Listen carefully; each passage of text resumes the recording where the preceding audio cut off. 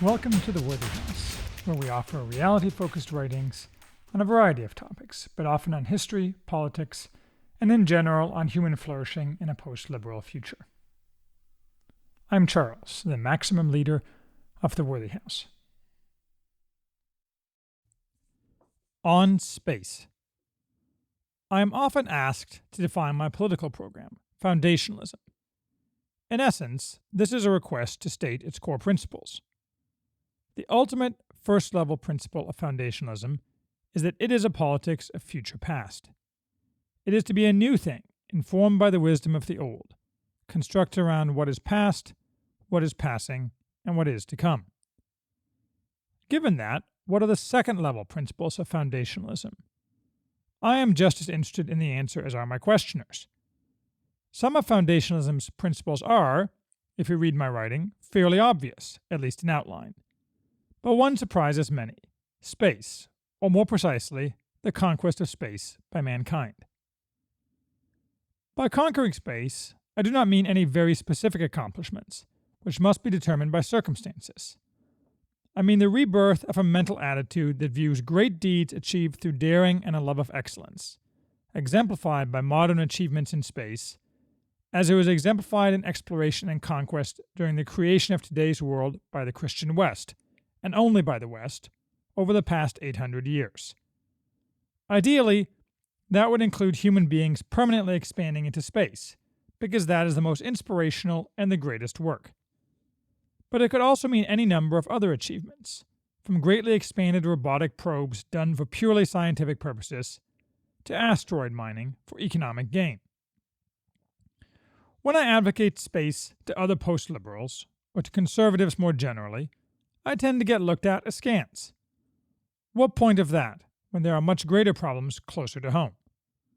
True enough, but my point is that space is part of the solution to our problems. Foundationalism is a woven thing, weft and warp. Each element is both flexible and supports the others, and such is space. We will return to this once we are done examining and rejecting views of space that are destructive rather than constructive. As it happens, I didn't set out today to explain space as an element of foundationalism. What I was writing was thoughts on science fiction. But I soon realized that science fiction, and what is much the same thing, speculative science, necessarily embodies one or the other of two irreconcilable visions of the future of man. One is destructive, a set of pernicious myths, Gnostic and ancient in origin, if modern in trappings, that views space as the realm of human perfection, to be achieved through the disconnecting of men from their nature. Fundamentally, this is religious propaganda, fuel for the juggernaut of the modernist heresy that makes man into God, a mere reworking of what the serpent offered Eve. No coincidence, this is also the endpoint of the Enlightenment view of man, and also no coincidence, actual conquest of space is impossible within this belief system. I will here refer to this belief as perfectionism. The other vision views space as a place for humans, as humans, to achieve and excel, to execute the works of man under the eyes of God. It is this latter vision that informs foundationalism, both as an independent good and as the engine and fortifier of other, more explicitly political elements of the program. I will refer to this vision as heroic realism. My purpose today is twofold. First, to attack perfectionism through an examination of science fiction, in which we find the plainest explanation of it. Second, to explain my goals for space as part of foundationalism, and to justify heroic realism as a means to those goals. Before we get started, however, we must address a fundamental problem for heroic realists, that their program necessarily requires self-generated limits on what man does, and that we, under the temporary spell of the Enlightenment, parent of perfectionism, find it hard to conceive of such limits. Thus, Arthur C. Clarke, high priest of perfectionism, once said, "But men knew in their hearts that once science had declared a thing possible, there was no escape from its eventual realization." There is some truth in that, although eventual is a weasel word, and much of what is often declared possible, such as artificial intelligence or brain uploading, is probably not actually possible at all. To the extent Clarke's statement is true, though, and realizing that some possible things are inherently pernicious, there is only one possible solution, and it is not simply to, as Clarke presumed and desired, when he wasn't desiring young Sri Lankan men, to give up and accept that technology shall rule man. A strong culture is perfectly capable of imposing taboos, and in fact all strong societies impose many taboos. It is decadent and dying cultures like ours that find taboos objectionable in themselves. For an example of this, from science fiction, we can look at a book that in many ways shows heroic realism, Frank Herbert's Dune. Among the backstory elements is that many thousands of years before the events of the book, mankind built artificial intelligences, who ultimately had to be defeated and destroyed in the Butlerian Jihad. The result was the greatest commandment, rigidly enforced, of the synthesis religion of the known universe.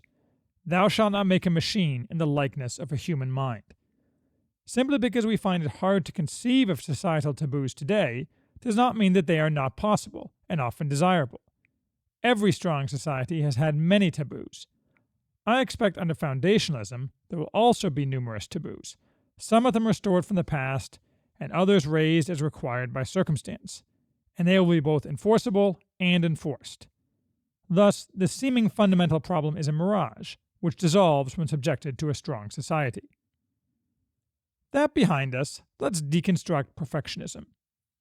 Rather than reinvent the wheel, we can examine James Herrick's Scientific Mythologies, which summarizes several myths that characterize perfectionism. Herrick's book is far from perfect.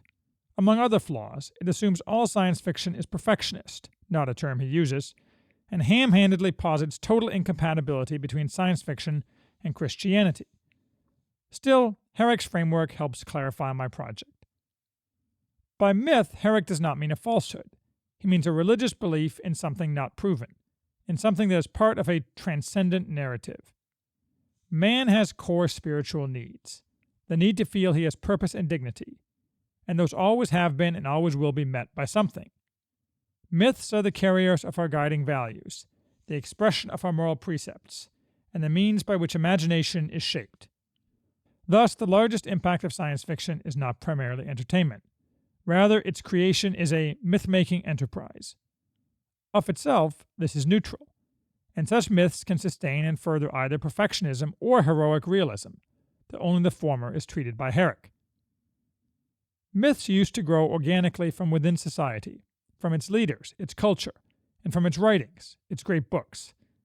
Now, or for now, they usually come from entertainment, film and television, graphic novels, mass-market books, and computer games. But entertainment, as Herrick notes, is not the only source of these new myths. The other critical building block is speculative science, as offered by people like Carl Sagan and Ray Kurzweil. Herrick might also have added Michio Kaku or Neil deGrasse Tyson. Herrick treats entertainment and speculative science as distinct but allied and mutually reinforcing systems of myths. I think it more precise that much speculative science is actually entertainment that hides its ideological component. But either way, we can agree that both produce myths. The first perfectionist myth is the myth of the extraterrestrial, that is, of intelligent alien life. Not just that they exist, but we will meet them and they will inaugurate a new era in human existence, despite the total lack of evidence for any part of this belief. This is obviously a core myth of perfectionist science fiction. Only a vanishingly small part of such science fiction deals in humans being alone in the universe. Herrick traces modern versions of this belief back to Nicholas of Cusa in the 15th century, through Giordano Bruno, Johannes Kepler, and Edmund Halley, though speculation of alien life goes back to Thales of Miletus. But the myth only really came into its own, fully fleshed out, in the 20th century, where our own exponential technological advancements, if projected forward, implied unlimited future progress, and therefore the possibility that other life forms had also traveled up that curve, and may even now be ready to meet us and lift us up. Why they should want to lift us up is usually glossed over. If pressed, myth proponents wave their hands and suggest aliens will view it as some moral imperative. Herrick draws a line from Nikola Tesla through Percival Lowell to Carl Sagan, who had enormous influence, creating out of whole cloth an entertaining narrative of future interaction of extraterrestrials with humans as a purportedly scientific exercise. Sagan imagined extraterrestrials as demigods, not only more technologically advanced, but also more advanced in politics, ethics, poetry, and music, and likely willing to bring us into a putative galactic federation with a galaxy full of cultural homogenization. Such concepts fill much of modern science fiction.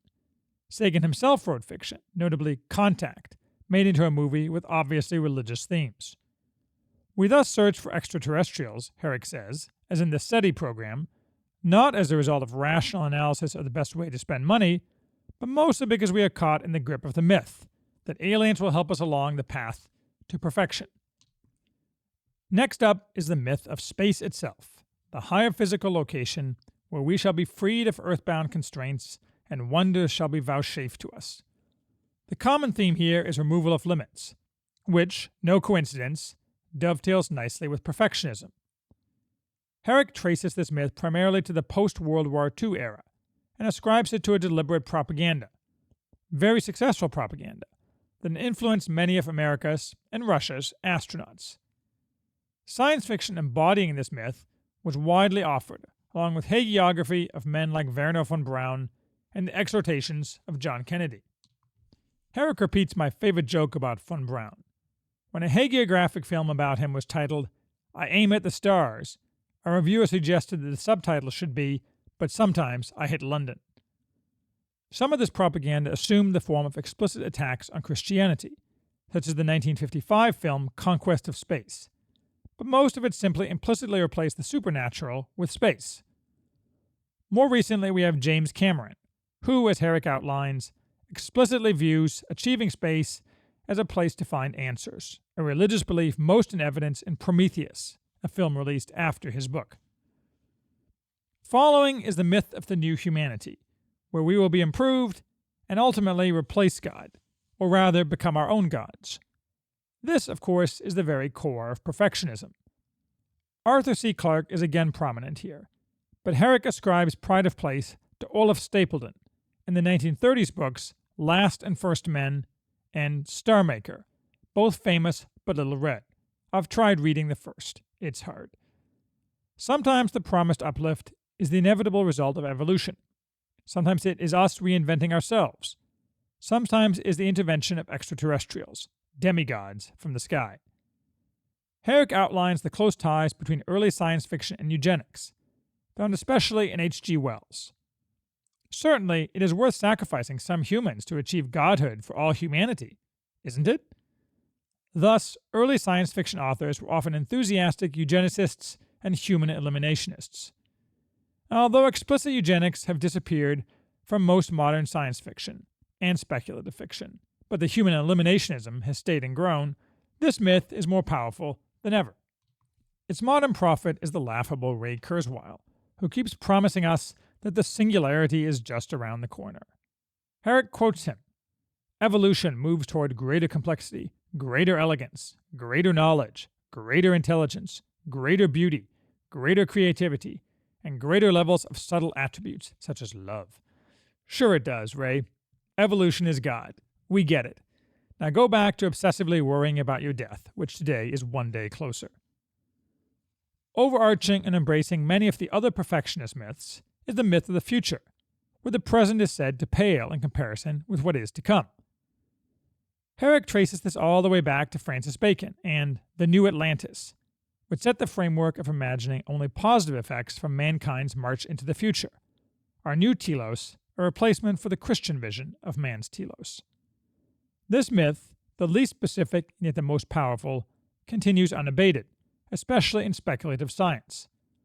A common theme among speculating scientists, such as Martin Rees, the British Astronomer Royal, is that if we repent of our sins, such as global warming, we will be rewarded with elevation to a paradise of our own making, the parameters of which are yet to be determined, but are certain to be glorious.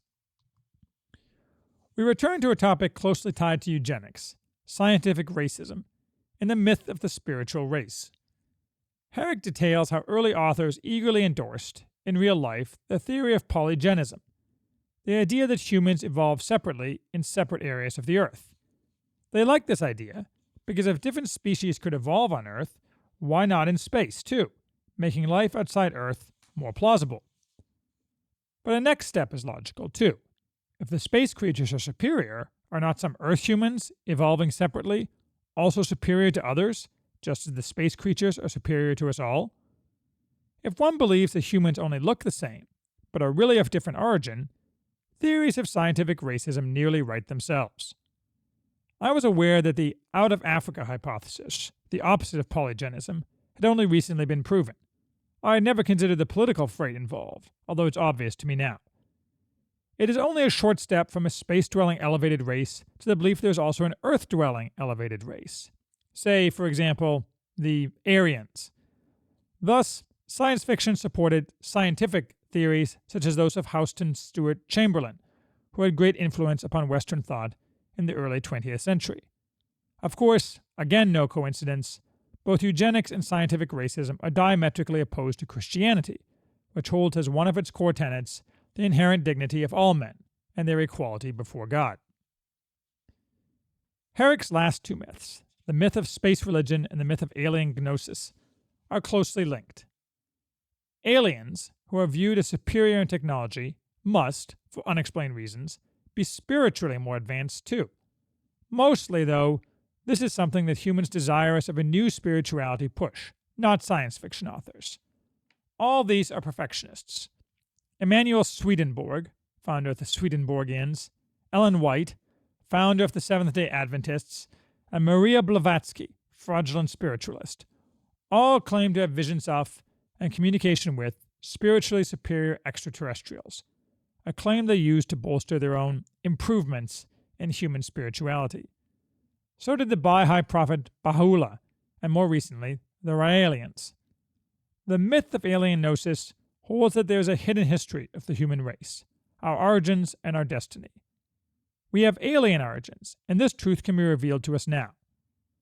Often purveyors of this myth hold that humans are mere vessels for a higher spiritual form, or that reality as perceived is not real. Mormon theology is a type of alien gnosis. I did not know that Battlestar Galactica's entire theology had strong elements of the theology of the Latter-day Saints. But the trope shows up in much science fiction, as well as speculative science, such as Fred Hoyle's belief in panspermia, not to mention L. Ron Hubbard's silly blending of the two, and more recently, The Matrix. Such is perfectionism. It offers a wide range of delusional lies. What it does not offer, though, is actual space. Instead projects back to us a false future humanity, whose major characteristic is being better, nearer to God's, than today's humanity, and whose location is wholly incidental to that superseding goal. What is perfectionism, viewed from a distance? It is simply the apotheosis of Enlightenment thought, the exaltation of atomized freedom combined with religious belief in the perfectibility of man and a false egalitarianism. Unfortunately, this is the dominant philosophy of the West of our time, and supremacy in science fiction is merely a manifestation of that dominance.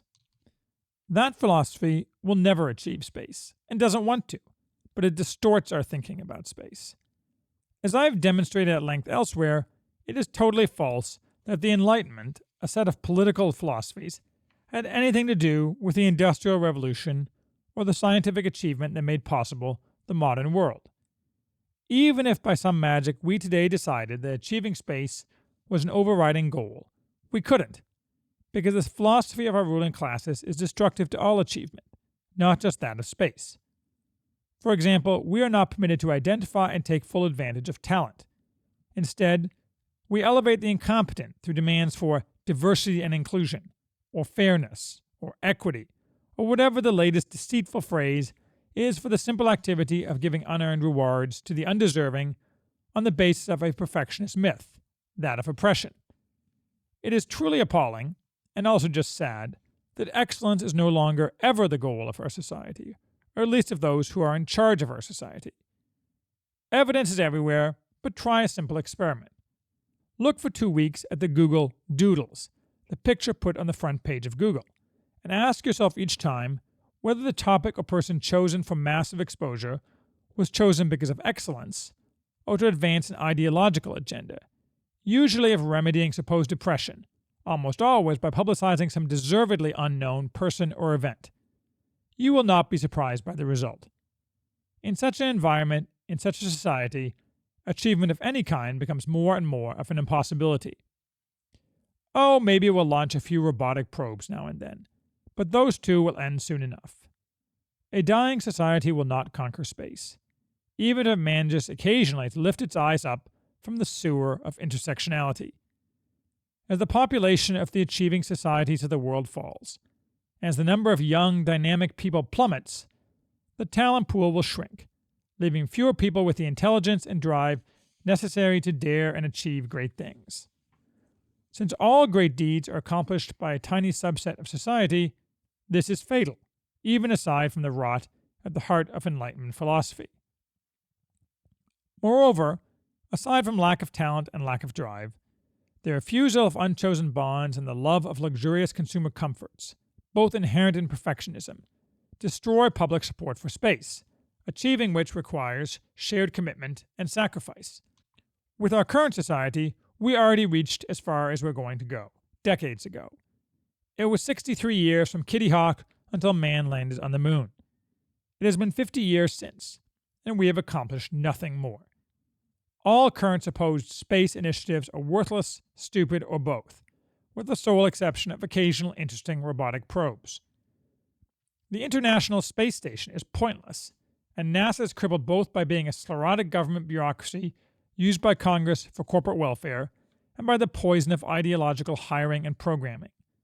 As when Obama and his NASA head grandly announced their primary goal was Muslim outreach and making Muslims feel good about their non-existent contributions to science.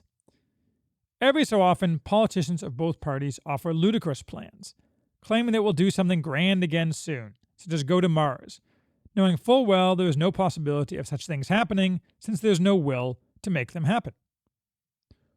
What of private space exploration by men such as Jeff Bezos and Elon Musk? Those efforts are interesting, but subject to many of the same debilities.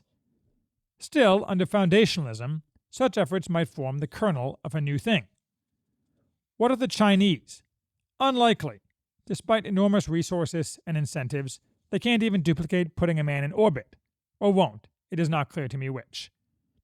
And they have the same debilities, especially of an aging population declining in numbers. No, to achieve space we need a wholly new, or wholly reworked, society. Part of the problem is that our present society operates under a form of democracy. It is probably true that only in exceptional circumstances can any government dependent on transitory public opinion take the long-range actions necessary to conquer space, or to achieve any great goal. In a well-run society, the mass of people have little interest in, and pay little attention to, politics. That in the past decade in America, the number of people rating politics as important in their lives has swelled is a sign of accelerating decay, not strength.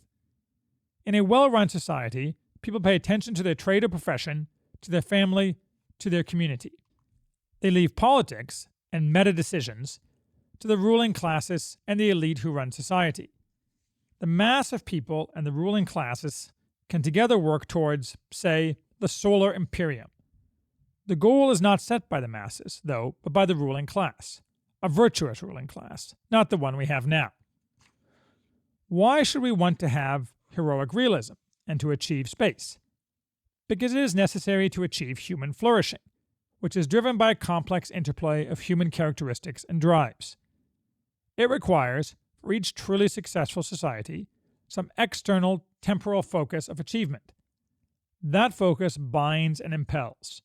It offers a goal for a society, generating and evolving an outward-looking optimism that cannot be artificially created or maintained, but must be a groundswell within society. This is a rare thing.